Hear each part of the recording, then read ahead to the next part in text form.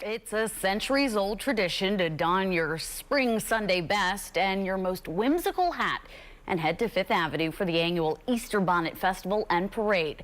New York One's Van Tew brings us the sights from the colorful pageant. Happy Easter. The name of the game at the annual Easter Parade, Bring Your Best Bonnet. You just come here and display who you are, and you display your whimsy, and you display your craziness, and, you know, you express yourself. Dating back to the 1870s, the tradition now attracts visitors from around the world to Fifth Avenue near St. Patrick's Cathedral to show off their hats. The bigger, the better. More color means more cheer. Add humor and a pun, well, that's all part of the fun. Lettuce was my inspiration, so we're sort of heads of lettuce rather than heads of state. Take it from the City Chicks, led by Jody Trapani, who has taken part in the parade for 30 years. It's so unique to New York that being a part of it is really an honor. It's a wonderful thing. You see so many people, make them smile and have a good time.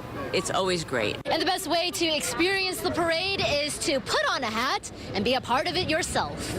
There are no floats, there are no marches. It's the parade goers who make the parade. Oh, love it. We didn't think so many people would want to take pictures of us. We came to take pictures of other people. The crowd, the attention. I mean, who could beat this? You know, you just get in front of everybody's cameras, you feel like they're paparazzis and we're the stars. At St. Patrick's Cathedral, Van Tew, New York 1. A horrific scene in Park Slope on Monday with 2 children dragged and killed by an out-of-control car and questions about the driver. Rochelle Boone has more from Park Slope. The children didn't stand a chance. This according to people who watched in horror as the driver of this white Volvo plowed into a 4-year-old girl and a 1-year-old boy, killing them. They were dragged by the vehicle. I ran to the little girl here. She was motionless, you know. The way she ran her over was, I put my sweatsuit there to try to stop like the blood from going down and to try to keep her warm. And the other baby was down the block in the stroller. Witnesses say 1-year-old Josh Liu and 4-year-old Abigail Blumenstein were walking with their mothers when they were hit. Both women were also struck in the intersection at 9th Street and 5th Avenue. One is pregnant and was critically injured. This woman was in the crosswalk when the car accelerated. She said the driver tried to speed away after striking the group. It was just chaos. Everybody yelling, screaming, crying, calling the cops. Everybody's running in the street. People are chasing after her car to see, you know, to make sure she don't leave. People were trying to attend to the baby. The last hurrah, right? Yeah. School's about to start. Going back to work.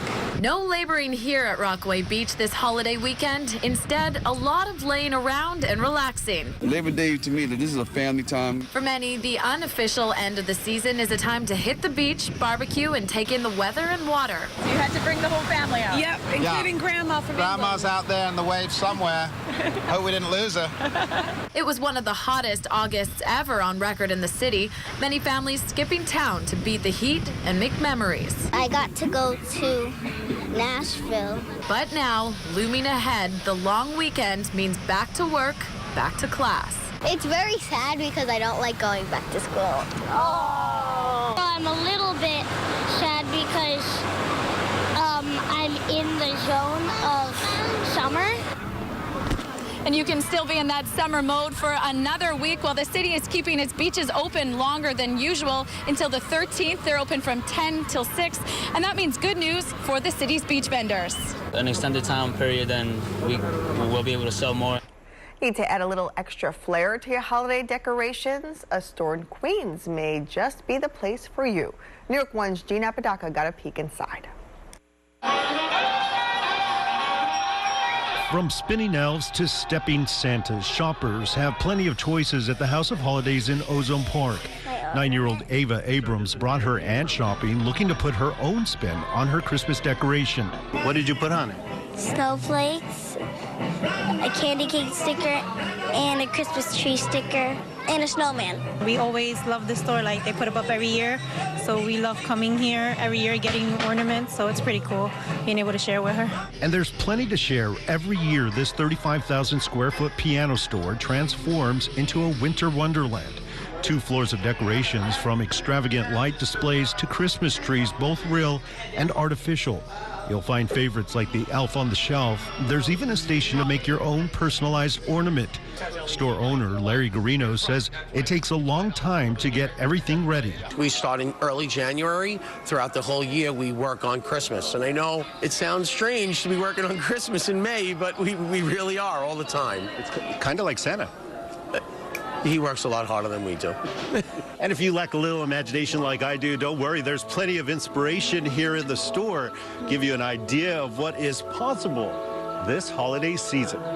Garino says the goal is to make shopping hassle-free. The store offers the city's largest holiday decoration assortment under one roof. With that much selection, some might feel overwhelmed. Not Amanda Harrison. I don't feel overwhelmed. This is my holiday, and I enjoy looking at all the decorations for Christmas. If you'd like to check out the House of Holidays, the store is open every day from 9 a.m. to 11 p.m.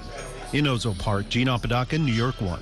In an instant, gunshots sent Home Depot customers scrambling Sunday afternoon after police say an employee showed up here and opened fire on another worker in a deadly attack. He went to the lighting section of the store and engaged in a conversation with another employee of the store. At that time, shots rang out. Sources say the 31-year-old gunman shot and killed his supervisor before turning the gun on himself. The 38-year-old victim was rushed to Bellevue Hospital, where he was pronounced dead. Police say the suspect was found here in the store with a gunshot wound to the head.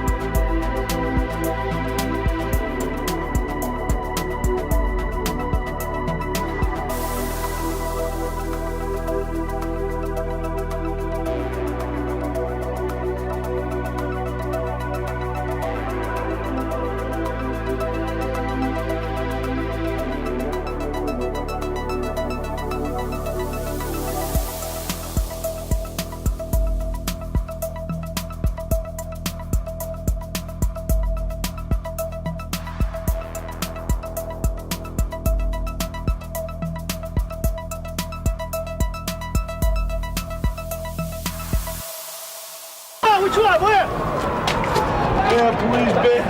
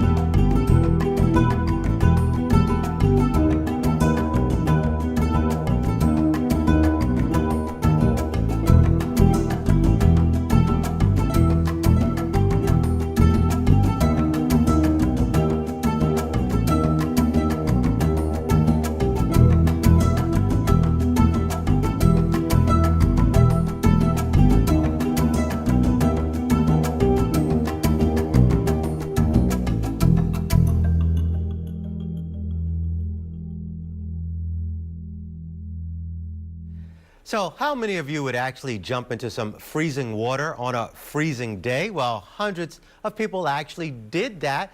They took part in a New Year's Day tradition, the annual Polar Bear Plunge. New York 1's Gina Apodaca was there in Coney Island. On a frigid New Year's Day, hundreds shed their clothes to take an ice bath in the Atlantic Ocean. People from all over the globe braving the freezing temperatures. Numb. No more feeling. To take part in this New York City tradition. I feel warm inside. I just can't really control my body right now. I wouldn't do good at surgery, not that I'm a surgeon. This is the 114th year the Coney Island Polar Bear Club hosted the New Year's Day Polar Plunge.